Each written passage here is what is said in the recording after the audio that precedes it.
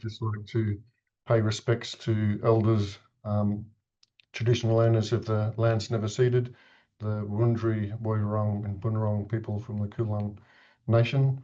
We appreciate their history in custodianship of the land and looking after the environment for us to benefit from things today.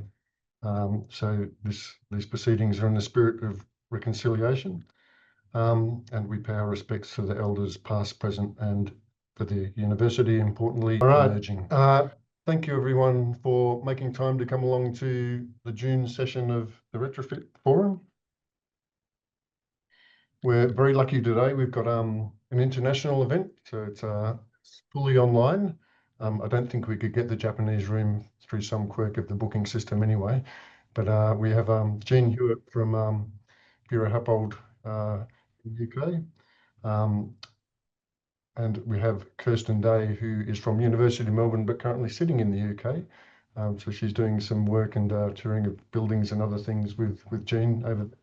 We've got Andrew Martel, who works with Kirsten here at Melbourne University as well, who's sitting in the Melbourne School of Design. So today is all about retrofitting for accessibility and inclusion, which is a really big subject and a really important subject. And yeah, it's great to see the diversity of subjects continuing to spread out for retrofit.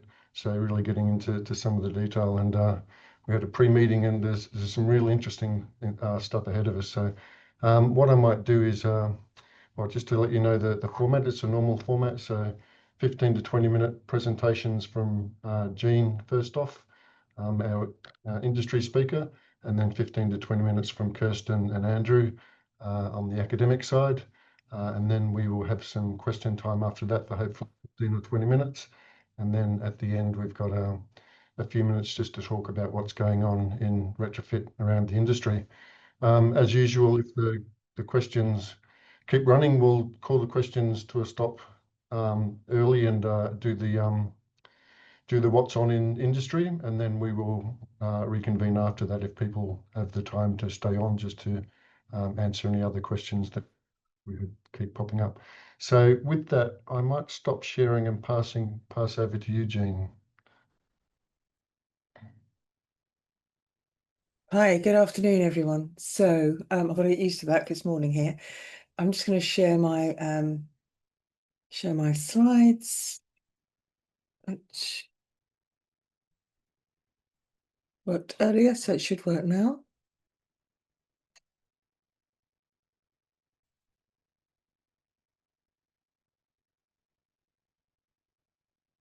Right, I think we're good.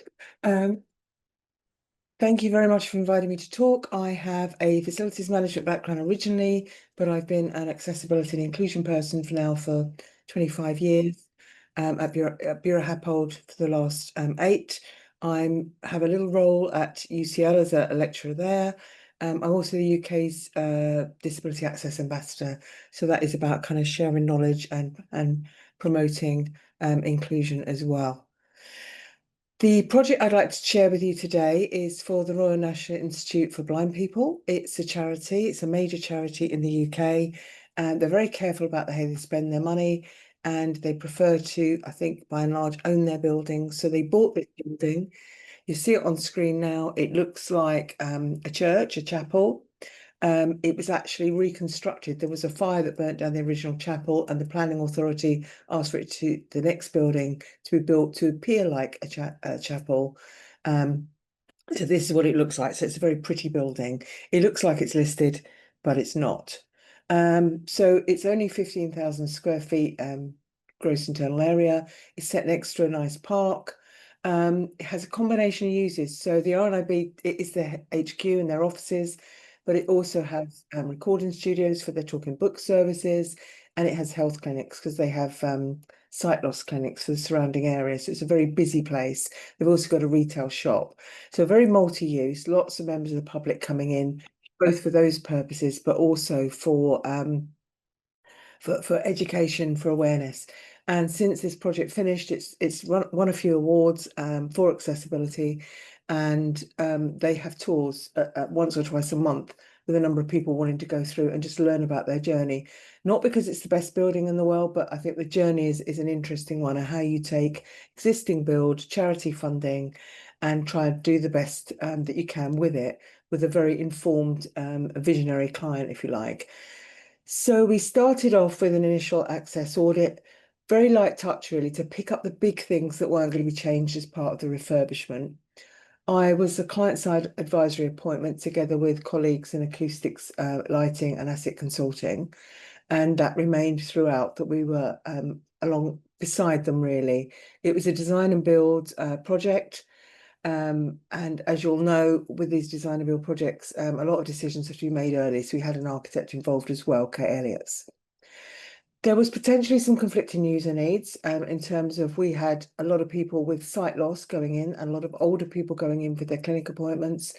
But we also wanted, the client had the appetite to embed designing for neurodiversity as well. As fortune would have it, I was just coming to the end of my role as a technical author of the neurodiversity standards in the UK. And when the client said they wanted to be a beacon of accessibility and go the extra mile with this, I said, oh, this is just about to be published in a few months. Would you like to do this as well? And they said, yes. So dream client for me. And very importantly, we were able to do user engagement and trials as well. So we're really able to test that new standard, as well as seeing where the conflict or the pinch points might be with others. And you can see on the screen at the bottom, I've got an indicative picture of what their reception was going to look like. Rainbow colours and lots of bright branding over and above, and then how we toned it down and just had kind of pockets of a few scatter cushions that gave you that bright colour. So it's become a much calmer type of environment to go round. I'll come on to these images in a little while. And this is their outside space. You can see the park behind, and they have a great dog area as well. So that outside space had minimal intervention. They had quite I'd call it quite an ugly tarmac kind of car park area outside, and they didn't have the money to do that, but they did create the dog spend area. They put in some sensory planting at the front. They obviously gave a lick of paint, etc., to the front of the building, which is great. But they had an external gradient that they put in because originally there was only a stepped access. Stepped access, difficult front door. So they've now got an automated front door and a very gentle gradient that kind of blends with the frontage of the building. Internally, on the stairs, we couldn't change the stairs. We had to retain the handrails. We didn't have the money for that, but we did add some tactile information to it. And what you'll see at the bottom here, they've got tactile information as you go up the stairs that will count you down or upstairs if you have a vision impairment. And I'm delighted to say we've had a few famous people into the building that have kind of tested that for us. The handrails retained, they're smaller than normal, but we kind of thought, well, smaller than normal is actually better than bigger than normal, because they give you a good grip, particularly with arthritic hands. And the upgraded nosings were enough to make the stairs. We enclosed some open steps as well, I should say. T-points were very small. We left them in the same position, so we didn't have to do new services, but we gave them new cupboards.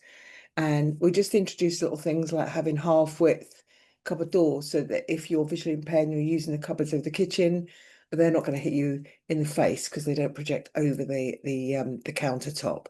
There's loads of tactile interventions around, including, very importantly for everyone, I think, telling you what's inside the cupboards and everything. And it just the whole thing makes the user experience very, very, very, very easy, very helpful. It's a very easy place to navigate. This is over the reception counter, and these are acoustic rafts that we had to be put in. And when I heard there were 10 of them, they wanted to do them rainbow colour. I said, well, that might be a bit overstimulating. Why don't we do them in the colours that you'd expect to see on a monochrome colour chart for the light reflectance value when we do our visual contrast for blind people? So that's what we're trying to replicate over above. And it just makes another education piece when we're taking people around the building. So on this building, lighting and acoustics were key. We had some user consultation and trials very early on, specifically on the lighting. We had in their old building a desk set up, and people could come in and try and work over different lighting types. And what we ended up with was we always knew that the lighting would likely to be replaced. It was fluorescent, so it went for LED, of course, to tick some of their sustainability boxes. But what we ended up with was a adjustability over each bank of 4 desks that is completely adjustable in both light output, so you can on off dimming and also color temperature, really neurodivergent people and actually people with sight loss conditions. So they've got that over the desks and in the meeting spaces, and that's proved to be a really good investment for them. And in terms of acoustics, there was a lot of work there as well. The building sits on top of the Northern Line, which is an underground line, so you can hear that rumbling coming through. And perhaps not wisely, but we put the recording studios on the lower ground floor, so there was some acoustic isolation, etc., to go in for that. They've also got a mini radio broadcast studio, and I said, well, let's put that on the ground floor so people can see it and can kind of feel connected with their radio station. They've got collaborative and focus floors in the building. They've managed to squeeze in a very tiny, like, multi-phase room, and we've got a small quiet room, or doubles up as a small quiet room near the clinics in case anybody's distressed by their diagnosis. But they've also got a dedicated quiet room. I've called it a quiet room on this slide. Apologies for that. Quiet room on the second floor, which is called their Serenity Room, where you can go if you're feeling sensory overload, stress, etc. And all the meeting rooms have excellent acoustics, so much so that when you close the door, you can kind of feel, really, really hear the difference. Toilets are a basic, fundamental need for everybody, aren't they? And they're always a tricky one when we're doing this type of retrofit. So what do? Building regulations in the UK said don't make the access worse than existing. So we didn't. We made it much better, actually. They only had 3 toilets per floor, which is enough for the people that had in it. They were all kind of self-contained rooms, but they were very, I'd call them shabby, really needed some love and attention. Very older style, single male and female toilets with lobbies. And then they had an undersized wheelchair accessible toilet. We removed all the lobbies. The male and female were off the stair landing anyway. They didn't really need a lobby. And they self-ventilate when the door opens. So lots of savings made on services as well. We kept what we could. We used natural ventilation and windows and stuff when we could as well. They even took their own furniture back over with them and are gradually replacing that as they need to. So by removing the lobby, it may enable us to actually create a larger wheelchair accessible space and do the transfer hands that we wanted. We've got space to play with. And really, we've ended up with a bigger toilet than is allowed for in the building regulations. So it's meeting our good practice in the UK. And we put lots of additional features in, such as shelves for stoma and medical management. We've got, very high contrast shelves, flush pad, etc., hand towels. All the toilets are different colour to the rest of the building. So people knew that if they met that threshold, that colour, they were going into a toilet, and of course they were anti-slip. Another key one was that all the toilets were large enough to be what we call ambulance accessible, so suitable for anything except wheelchair access. So we decided to add grab rails, hooks and shelves to all of them, and an alarm pull cord. The toilet pan we didn't want to put in at the 480, which is what our building regs prescribes. We've gone for a 450, which is a bit lower, but still a comfortable height. It's around the height of your standard dining room chair. Because we knew that a lot of older people going into the building, and obviously people shrink with age, but also, when you have a 480 pan height, it takes your feet off the floor slightly for people who aren't very tall, and we feel it's less stable. So we kind of deviated there, but we were allowed to because we weren't obliged to put any ambulant toilets in. So every toilet that wasn't wheelchair accessible is an ambulant toilet for everyone. We already had the outward doors, which go onto the stair landing. They were really heavy. We told the builders to put in cam action to get the light closing, and they didn't, and they ended up paying for those to be changed. So that was a snagging item. And I would say always consider adding grab rails and opening doors to any toilet facilities where you can. It's so helpful to have that extra provision. The other thing that we did was we redesignated the male and female as all gender on all upper and lower floors, and only kept a male and female as a single sex provision, which is obligatory for us. under health and safety, and now the building regs to have at least one. And those are on the ground floor, which serve the public areas, and the sight loss clinics in particular, which had the predominantly older people, with a view that people might have a preference. And certainly for men with sight loss, we had some customer feedback to say that they really appreciate having a urinal. And because we hadn't got any clusters in the building, we thought, oh, we've got room to put a urinal in that single male facility. So you actually go in and there's a urinal alongside a toilet pan. And we made it different by making it stainless steel. So that's worked quite well. Really significant benefits with the site clinic and the public coming in, that we've got the all gender facilities, so that people, if they've got a child or a partner of the opposite sex, they need to support them, they can go into that toilet too. We have had some changes in the UK, but it was after this building. So we haven't done all of this, but we've done as much as we possibly can. And we certainly, when I did the standards for Sport England after the project, we've actually allowed for these pan heights, 450 to 480 now as a range, which is preferred. Okay, so the outcomes then, more people are returning to work because they like the environment so much. People are actually favouring that work environment over their homes. They've got a new neurodiversity group formed. They already had faith, gender, disability, etc. They've won 3 awards so far, so they're doing well in that respect. For me, the key takeaways were, we had a client with a clear mission from the outset. It was a client-side appointment which allowed us to be heard more as accessibility professionals, but that stakeholder engagement was embedded throughout. Stakeholder engagement to me is a key to successfully transforming these existing buildings, to ensure that everything you can do, you will be accepted and go through. Since this project, I've authored some UK guidance on this for the sports facilities sector, so I've put a link in there.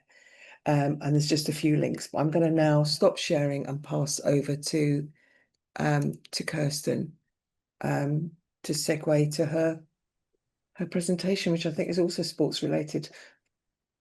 Thanks, Yes. Jen. Let me. Oh no, now I've got 2 windows. Which one is the right? Ah, that's the one. Okay.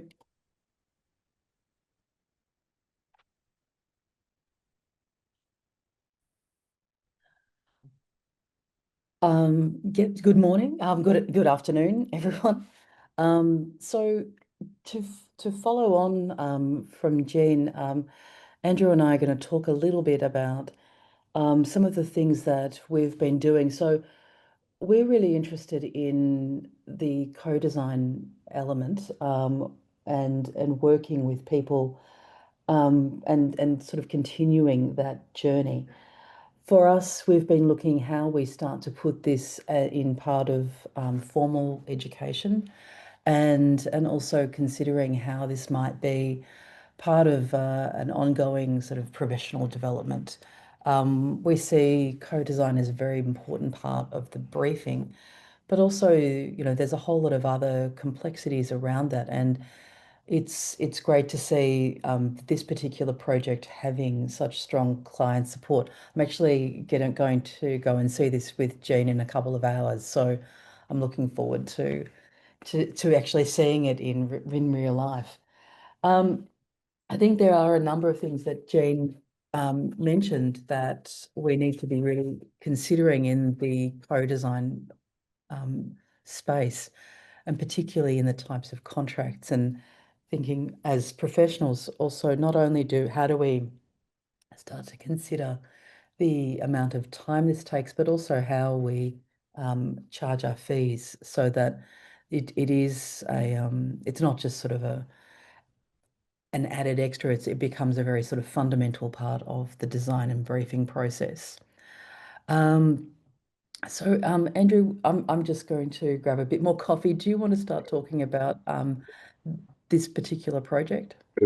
Okay, so the images that are on the screen are from an architectural design studio that Kirsten and I ran last year, where we teamed up with a support organisation called Flying Fox, who run amazing camps for people with intellectual disability, and we effectively recruited 7 people with intellectual disability to join us for the semester in the design studio and team up one-on-one with one of our students to design a project. And so you can see some of the guys there.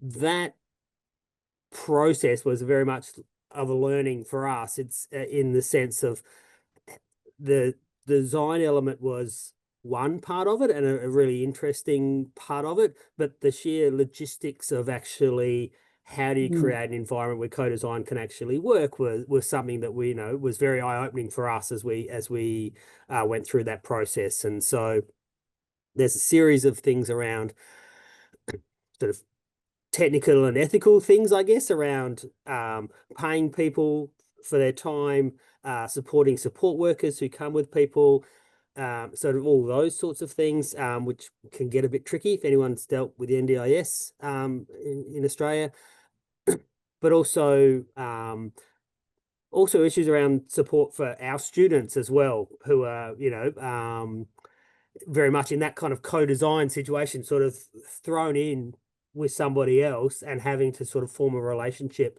over a semester and design things together. So it was very much a learning that sort of happened with that, that we were sort of along and part of that journey. But that's an important thing because, as Kirsten was mentioned about professionals, that co-design is something that needs to be continually reworked. It changes with different people.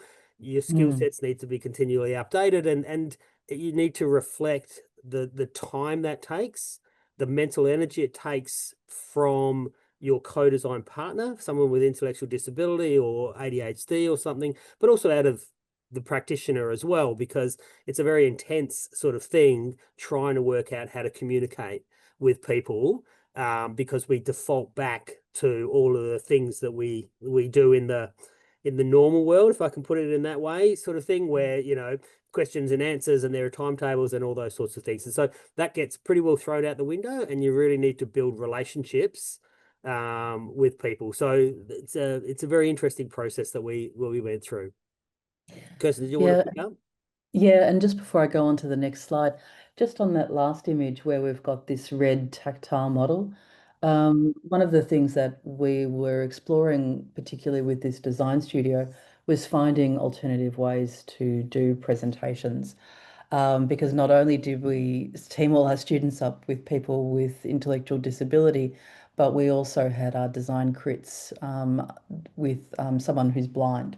So students had to then rethink sort of a typical sort of visual bias in the way that we present, but it also became a way of thinking about how it is that you're designing when either, and this we've done this in previous studios as well, where you actually have to verbally describe your project to someone who cannot see it, and it becomes also a way of really starting to think about the qualities of those spaces. Right, where's my mouse? There it goes. And so this is one of the student projects, and this became quite interesting because a lot of the guidelines talk about having fairly sort of not triggering environments where not very bright colors, but in this case, Grace, who was our design partner, really loved bright colors, and so there became sort of some really interesting contradictions about sort of this whole design process. The other thing that was really important with our students is that, and I guess, and this also transfers, is that it was really thinking about the types of questions and the information that you needed, and being able to ask questions in an appropriate way, and really thinking about your communication skills, because we're asking people to provide us with information, and why should they trust us? And so how do we start to respect the information that's being given to us? But also taking that in a way where it's not just hearing what someone says, but actually listening to and engaging with that information. Did you want to add anything to that, Andrew? Yeah, just to contextualize a little bit. So in the very first week when they met, Grace and Stephanie, Grace didn't say anything to Stephanie for the whole 2 hours that they were together. And so at the end of that, Stephanie was sort of, once Grace and the others had gone, Stephanie was fairly upset because she was thinking that her whole entire semester was dead and this person didn't like her and wouldn't talk to her, and it was going to be an impossible thing. And we had 7 other students, as we said, and so we all were in the same room together. We didn't take Stephanie out sort of separate thing, and we just sat down and we had a conversation about sometimes this is going to be hard, and we can't predict how things will happen, and so we need to work through it and work through strategies. Stephanie was excellent. She's a very, very good student, and so she worked out that the more they met, the more open Grace became, the more comfortable in the situation. But also Stephanie would send her drawings and images and things by email the night before so that she could look at them, and then they would come in and talk about them the next day. And she learnt that whenever she wanted some kind of insight or guide from Grace, the more colour she put in that drawing, the more interactive Grace became. And so colour became a very strong thing through that whole project, not just because Grace liked it, but because it was a communication tool that would engage Grace and her interest. And so each of our 7 students effectively had to work out a different communication method than each other to match with the people that they were working with. And so we had some who would go straight to photorealism and things like that, because that was a good way of communicating. We had other students who were a bit worried that their design partner didn't quite understand that the building wasn't actually going to get built and it was just going to be a project and a model. And so they tended to make lots of models to sort of suggest that this is what we're building. We're building a model. We're not actually going to build a real building in Brunswick, sort of thing. So that communication and learning it, that was a real big part. And as you can see, if you persist with that, some fantastic work can actually come out of it. Like the final projects can be actually really quite extraordinary, but it's not necessarily a straight pathway or a very easy pathway, particularly early. From that studio, what we did was then we got a grant from the Alistair Swain Foundation.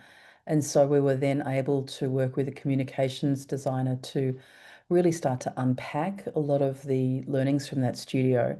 And so these guidelines were released on the 4th of June, and that QR code will take you to that report. So this has been designed as a set of design thinking protocols around doing co-design work with people with intellectual disability. And and so we look forward to hearing about people's experiences so that these can be then adapted. Andrew, do you also want to explain this new project? Yep. And because Jean's involved in this one as well, so. So just to bring it back to Retrofit, because we recognise it's a Retrofit forum, one of the places we really want to take this, and one of the opportunities we think is really out there, is looking at community sports infrastructure. Those of you who are based here in Melbourne will understand there is lots of community infrastructure around: tennis clubs, football, cricket clubs, netball clubs, etc. Most of those buildings are fairly old. And again, any of you who have kids or are involved in sort of community sport will understand that already in Victoria and around Australia, there's been quite a lot of retrofit of sports infrastructure to accommodate the growth in women and girls' participation in sport. But like many things, and Jean will understand this, neurodivergency and those sorts of issues are never part of design guidelines when things are retrofitted. So we think that whilst this current retrofit that's underway is happening in Australia, that to introduce guidelines so that neurodiversity is included in that is actually a really big opportunity for us to make a big impact. 65%, I believe, of all community sports participants, the people who play community sport in Victoria, are aged between 4 and 15. So kids play sport. So the better, more accessible, more inclusive you can make sports club rooms, change rooms, car parks, sports fields, and those sorts of things, then the potential to increase participation in sport for children in particular, and girls in particular as part of that group, is really strong. And all of the research suggests that the more kids who are neurodiverse play sport, it helps them around a range of things about socialization, movement, a whole range of being part of the community, those sorts of things. And so we're looking forward to sort of starting up this project in the next month or so, to really see what we can follow on from a lot of the stuff that Jean has been producing in the UK, and actually sort of see if we can introduce that through local councils to sporting facilities. So I'm really excited about the possibility of this. And just to wrap up, because I know we're sort of getting to our 15 minutes, that with this too, one of the proposals is that not only is it a series of guidelines, but with that there's also a series of videos that also contextualize those guidelines as well. So it's not just about minimum standards, it's also about, well, what is it, or who are we designing for? So there's also an understanding about why these guidelines are in place. And that's us. Okay, well, that was great. Thank you, Kirsten, Andrew, and Jean. I'm not sure how you do a virtual clap with so many people on Zoom, but consider yourselves getting a round of resounding applause. I thought that was great. I've got some questions, but I might just open it to the floor. And thank you for being on time. I think this is probably the closest we've been on time for any of the forums, so very, very well done. But Enzo, are you able to help, or how should people ask questions? Should they put it in chat? Yeah, no worries. I think preference. If you'd like to, use your voice, you can use your voice, or if you like to type it out, you can type it out, whatever you prefer. Maybe I should just get the ball rolling while people give it some thought and maybe tap away a little bit. So I guess, Jean, just for yourself, you've been heavily involved in the code, obviously, which am I right in saying it's not an official code, but it's compatible with all of the British standards, and it's been very well received, so it's likely to become a code or a British standard in the future. Is that right? Well, the British standards here have different modes of standards, so different levels. Yeah. And a PAS standard is it's short for publicly available specification, and it's kind of an evaluation standard. Now, some of them remain a PAS and carry on getting used. They're a fast track way of producing a standard, so it's written in the right form to become a standard. Hasn't transitioned yet. We've actually got another couple of years extension to it. So normally have a 2-year life and then consider it's had that first 2 years now into its second. So it'll get reviewed again next year. It's been hugely successful, and actually it's uniquely, I think, has crept into our building regulations for a new toilets recommendation. As I mentioned, a lighting's got to meet PAS 6463. And when that sort of thing happens, that's a really good sign, because it means that people really have the appetite to adopt it and can see how it can be adopted. So there's loads of people using it voluntarily. And in fact, we have a Civic Trust Awards scheme here that runs every year in the UK for public buildings. And we're now sponsoring an award specifically on neuro-inclusive design projects to try and encourage that to happen more as well. So the fact that it is a PAS and doesn't have to be followed hasn't really stopped it. I think the appetite of the people is that we need this, neurodiversity is all of us, and we all need something for the built environment that's not quite being done properly at the moment. Well, I was just going to ask in that light, given that, as in all things retrofit, the UK seems to be a fair way ahead of Australia. So I guess we'll be using it as a document to refer to in the way forward here eventually. And it just seems such a wide and hugely diverse field, disability. So as a consultant working in that area, what's the value add through actually having a consultant put in place those things for disabled diversity, as opposed to just following the codes. Is it possible even just to follow the codes, or is it always a case where you need a specialist access consultant and everything else?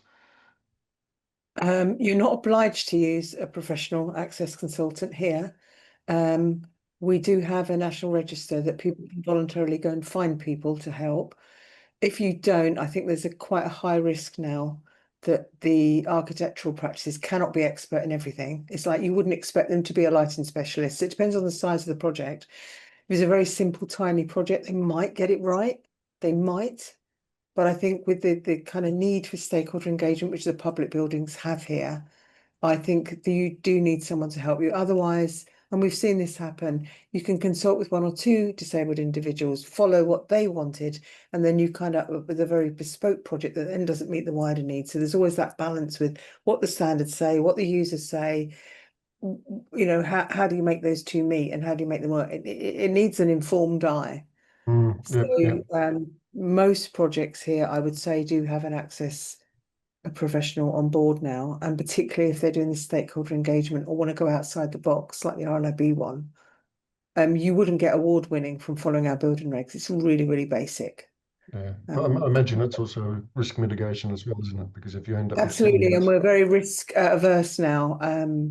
We have a whole regime around triggered by fire, and our Grenfell fire, where lots of people died. That has just kind of spread, and we now have a very regimented approach to building regulations. But I think on top of that, and I think that's highlighted how much of the architectural profession doesn't truly understand every part of the building regs in respect to accessibility anyway, on top of which we have lots of other good practice. So I think it's almost a given now that most projects will have an access professional.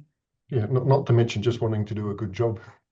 Absolutely. Yeah, and that's most people are competitive in that way and really want their employees to be comfortable, and they want visitors to come back again and again. So Kirsten and Andrew, just back to what Jean touched on, which was another point that was in my mind of having the code and then having stakeholder engagement with one or two or a small number of disabled stakeholders.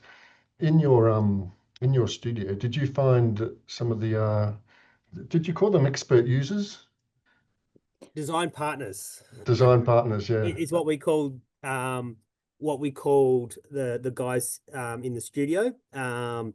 Just to reflect that they were co-designing the projects themselves, but in more general terms, when we do design studios around disability, we will often refer to people with a disability as an expert user group. And so that as designers, you need to listen to this expert user group. And if you can design so that the expert user group can use something seamlessly, then everybody else pretty well is going to be able to do that as well. So we will often frame that terminology around people's personal experience. They were fantastic studios because, for other people's information, I'm an engineer in the architecture department here, so I provide engineering input into a lot of studios. And the students I saw in your studio were incredibly engaged and, quite proud of the fact that they sort of had this secret knowledge from the design partners that they're acting on. So it was a really high energy studio in terms of being involved. But I guess, and Jean touched on this, you've got the codes and then you've got input from the design partners and then the consultant knowledge as well. Did you come across contradictions where the design partners wanted something that was against code or totally different to code? And how do you deal with that?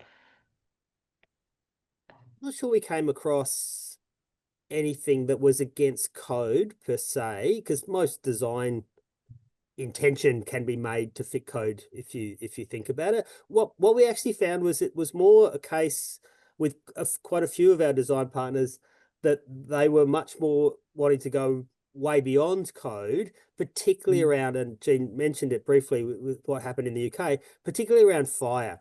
We had several instances where the first thing the guys wanted to know about the building that was being designed was, how do I get out if there's a fire? So not the last thing you think about, oh, do we meet our fire safety, fire regs? But that's the very first thing, because a few of them had had an experience about being stuck in a building when a fire alarm had gone off and they weren't able to get out of the building. And so those elements of safety and wayfinding and those sorts of things were really front and center. more so than, the materiality or, what color was it and those sorts of things. So, so I think what we found, those designers were actually very aware of, elements of buildings which get picked up in fire codes, access codes, wayfinding codes, those sorts of things, rather than trying to fight against that.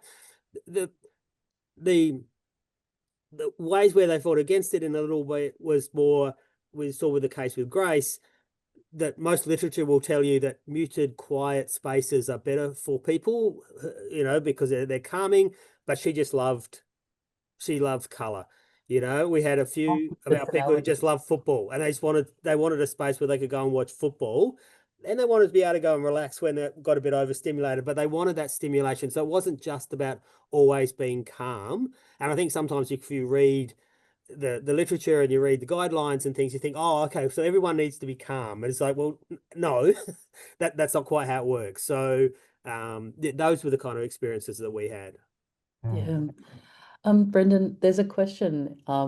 In my Yeah. other life, I'm an examiner for the Architects Registration Board. And one of the questions I really love asking candidates is about their experience, particularly when they've worked on heritage buildings with accessibility. And I guess, Jean, have you had any interesting conflicts? There's a question that Poppy's put in there, because I think it's one of those things. I think if you can navigate heritage and access, you can almost do anything. I've had more things that appeared to be a conflict, and then we've managed to work our way through it. So I worked on the Charterhouse project here, which is 11th century, incredible. So I need to mention that to you, because you might want to visit it while you're here. Yeah. But when I went to audit that, which is in the square mile, the business district, there was no obvious way of correcting the complexity of getting into the building. It was narrow, it was cobbled, it was, you'd have been taking out a lot of historic features by doing that. But when then discovered that if I took something through the middle of a garden wall, you could make a bridge across to get into another door that was accessible. And actually, to my surprise, I did my audit. When the architects came in, they picked straight up on that. And that's what they've created and it was over the top of the remains of a chapel. So they've taken this floating path over the top. So I think if you can think outside the box, quite often these things can be done. And they're not always perfect. Sometimes, like in a really basic thing, like a toilet won't be large enough, where you can take out boxing in and things like that, lobbies, as we did on RNOB. But you can also sometimes move the toilet pan a bit nearer to the wall when it's a corner layout, and it's not going to be detrimental. So there are some compromises that you can make. The other thing that I worked at the City of London, and we had a building where they wanted to open it to the public. And because it helps buildings become sustainable, doesn't it, to have public access, allows them to endure, if you like. And they wanted to put a door in, and it was refused. And then when we look back in archives, originally, whereas now a window was a door, but couple of centuries earlier. And that immediately changed the minds of the people looking at it and said, well, actually, yes. So that's where the door went in. So sometimes you can, keeping those historical records, having access to them, or even photographs to show what was there before, be really, really helpful in some of these challenges. Here we kind of allow interventions that either are, like on the Charterhouse, there was one where they had a really steep ramp internally, and they had a huge threshold slab. It was probably, I don't know, 300 or 400, 500 deep, and then wide to cross, and then go down. And it was really coming up. So you kind of went up and then down the ramp. And I said, could they lower it? I mean, I didn't know what heritage would allow. That's what I put in my order. Could it be investigated? And they did. They said, no, that's okay. We can lower this stone. And that made a huge difference to the gradient of the ramp. So I think it's always worth questioning and having a nice dialogue with the heritage people. Poppy's got another question in there too around challenges between design aesthetics and preferences for high contrast colour schemes. Have you come across that? There's obviously the Grace example of wanting the colour, but also the architectural tone or style of buildings and things. So on for me. Well, for any of you, really. Yeah, I think Jane, that would be a good one because I think when Jane was here last year, Francesca Davenport, who's on our one of the institute's accessibility committees, had taken some photographs of some floors that had just been in an award-winning building for their interiors. And yeah, I mean, they were quite sort of beautiful, interesting, decorative, but not necessarily the nicest things to walk over. Jane, did you want to sort of comment on that one? So we have, I think, pretty much like yourselves, this need for a certain amount of visual contrast for visually impaired people to navigate spaces, the floors, walls, etc. And I have a few clients that would like to have really stimulating colour and design on walls. On the floors, I think it should be resisted. I think it's tricky, but I'll come back to that in a minute. But what I've said to them is like, well, where do you want to put this piece of art? You know, is it somewhere where someone's going to be forced to look at it all day? That's in their peripheral vision while they're working all day, or opposite the reception camera. Can you put it somewhere where people can choose to engage with it, but not have it forced upon them? Makes a big difference, because we do want stimulating environments as well.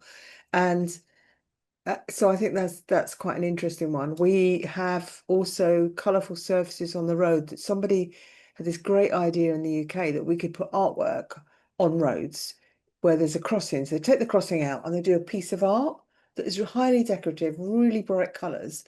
And older people and children were misunderstanding that this was a fundamental safety feature of a crossing. So in the PAS document, we have kind of said, try not to do that. Don't do it on a safety thing.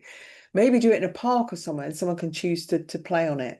But we even found issues with it being put on basketball courts where people couldn't see the lines. And if you're hypersensitive, have that hypersensitivity, which can often go alongside a neurodivergent trait, it's just too much. You're trying to run around on a play basketball and you can't play anymore. So that's not right either. So it's selective as to where you put it. It is a big thing for me that we want it, and I'm quite sensory seeking. I love all these bright colours, but you need to put it where it doesn't adversely affect someone. Mm. I might just chip in there too, as an engineer who works mainly with architectural buildings. It's engineering is often seen as almost the enemy of good architecture, and it's actually should be the opposite. The engineering requirements or the technical requirements just create a whole lot of other constraints, which can actually be inspiration for really good architecture. And the buildings that do best architectural engineering in the UK does that very well, where the solutions are better than either discipline could have done by themselves because they actually work together. And I would have thought that was a similar thing with colours and catering for disability. If you do it in the right way and it works with the architecture, you can actually add to the diversity of solutions that you end up with rather than be seen as a compromise. But you need, as with architects and engineers, you need people who value each other's input and understand what they bring to the project, so they're willing to compromise and have the discussion and not just it needs to be A, B, C and nothing else.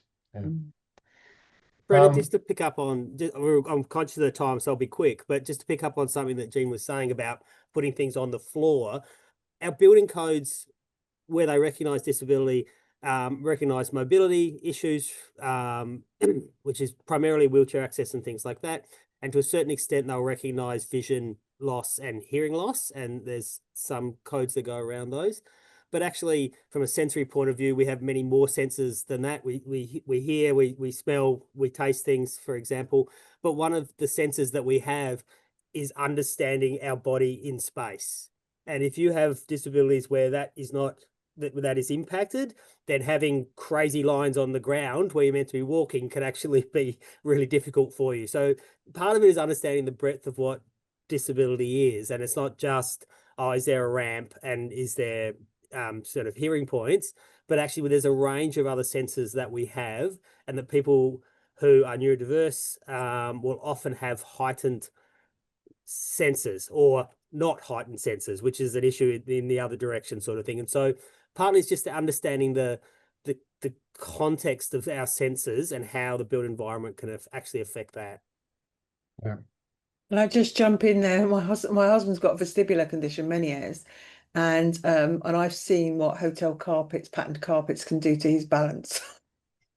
So when you're moving across, because the difference with often with the floor is that you're moving across it and it's patterned. So there's this weird thing going on if your vestibular's not quite 100%. So it's really, really important, I think.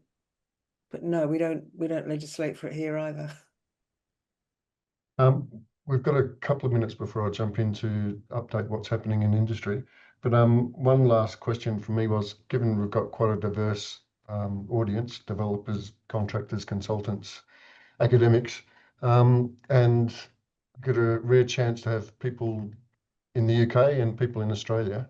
What would you say people should be looking out for in Australia that's to come? If the UK is any example to go by, where are the high value bits people should be looking to incorporate in their designs? I think the neurodiversity consideration and the senses and how they work is the big one for us here. We've also got quite a lot going on around gender and everything, but I think that's more about the physical kind of spaces and having enough mix.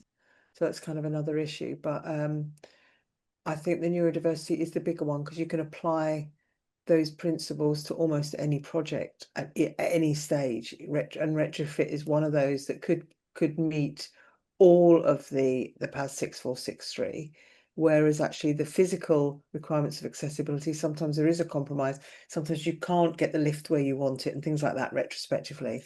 Whereas with the PAS guidance, I think you can do vast majority of it without too much trouble. If you've got a complicated building, might be more challenging, but generally a lot of those principles can be provided. And I think if you have stakeholder engagement, and I think the story that Andrew and Kirsten have said about their journey on that is it really tells what a difference it can make, and that RNAB as well. If I've had other clients come to me, it's like, we want to win awards. You've won awards with RNAB.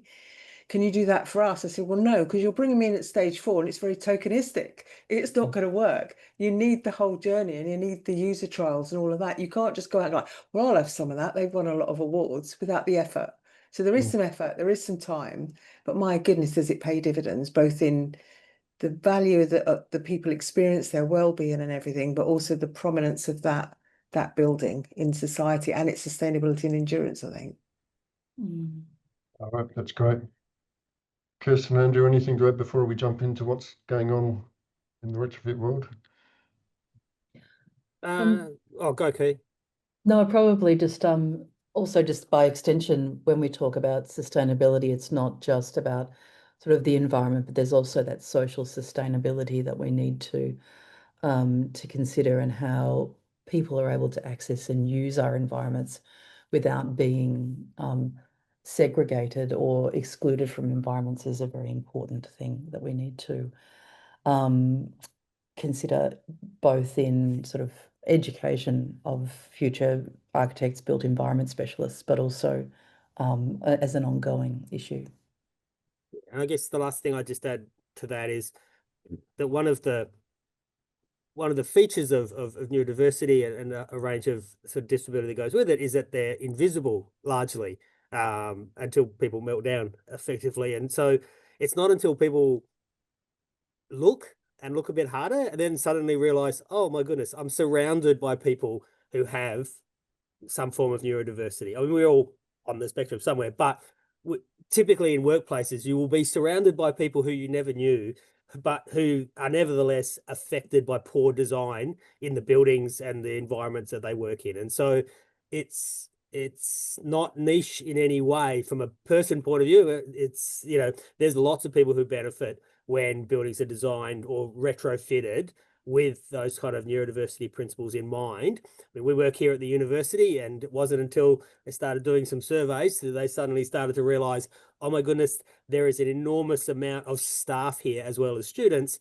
who are definitely neurodiverse. And so people exist, but they're invisible, a lot of it, because it's not a wheelchair or it's not a seeing eye dog. And so yeah, to keep that in mind, because it's a real issue for people, but it's easily overlooked if you're not looking for it. Yeah, and in the same way with sick building syndrome, it's a productivity thing as well, isn't it? So Yeah. Yep. Make a small change to absenteeism, and you save a lot of money on wages. And yep. That's fantastic. Thank you very much. I'll just move on quickly to what's happening in Retrofit. So at University of Melbourne, Melbourne School of Design, the team is working very energetically on the Retrofit exhibition. So that will be launched on the 24th of July and will run until September. They're building a climate safe house as a part of it, and all sorts of interesting things. So come along to the launch if you can, and if you can't, it's on for quite a bit, and you can visit it in the gallery on the ground floor in Melbourne School of Design. Navigating Sustainability 2025, an Retrofit Masterclass.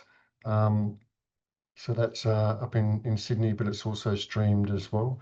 1st of July, how to bring B grade buildings into the A grade league, hosted by Fifth Estate. So that should be interesting.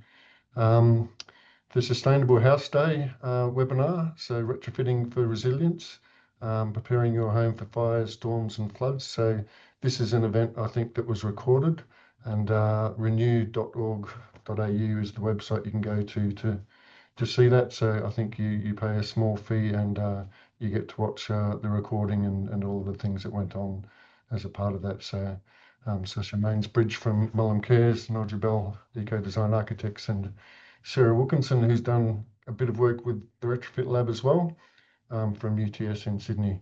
So it's an online event. I'm a little bit unsure about the timing. It actually says it's 11:55 p.m. on the 31st of July. I take it what that means is that's when it's available from, and then you can watch it at your cruise at your own suitable timing.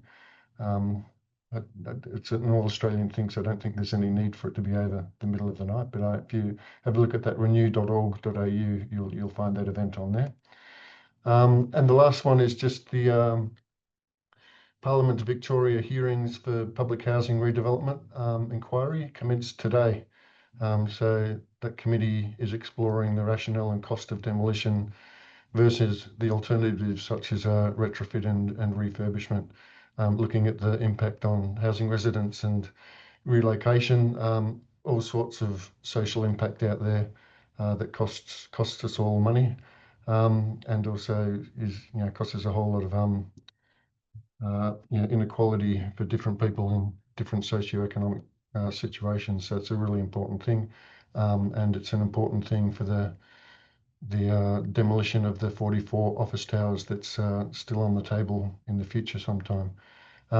So there's a link there. You can go to the Parliament of Victoria website, and they'll have a full schedule of witnesses. So you'll see who ended up speaking today, and it's a good website. You can actually sign up for a newsletter and get email alerts in advance of time, so you can see what's coming up for other witnesses that they'll call in the future. And then just a quick plug for July's forum. So retrofitting streets. So again, another aspect, expanding out a bit to look at the macro a bit more. So Kylie Soanes from the School of Agriculture, Food and Ecosystem Sciences, Melbourne City's the Centre for Cities at Melbourne University, and Nina Sharp, who's from Regen Melbourne. So they'll both be talking on that. We're just over time. So look, I just wanted to thank again Jean and Kirsten especially, because they had to get up very early and probably forego breakfast or something, and have done a very good job in maintaining coherence, particularly Kirsten, because I know she can be incoherent without her first coffee in the morning. I'm joking, Kirsten. Yes, Kirsten and That's Jean. highly accurate, actually. Thank you, Kirsten, and thank you, Jean, and thank you, Andrew, as well. I think it's been really interesting. Neurodiversity and design for disability is something that I'm not across, I must admit. So it's very interesting, and I learned a lot in listening to to you all. Thanks again, everyone, for making time to come along. So we will continue throughout the rest of the year, the last Tuesday of each month at 4 o'clock. And yeah, if you have ideas on things you'd like to see or hear about, then yeah, please feel free to send through suggestions to the Retrofit Forum. If you Google search University of Melbourne and the Retrofit Lab, there'll be you'll get into the Retrofit Lab's website, and there'll be contacts in there that you can get in touch with. So again, a virtual round of applause for Kirsten, Jean, and Andrew. Thank you very much, and thanks Enzo for sorting things out, and also Marita, who isn't here, I think, but got things together as well. And we'll hopefully see you all in July. Thank you very much. Thanks. Thanks, everyone. Bye. Thank you.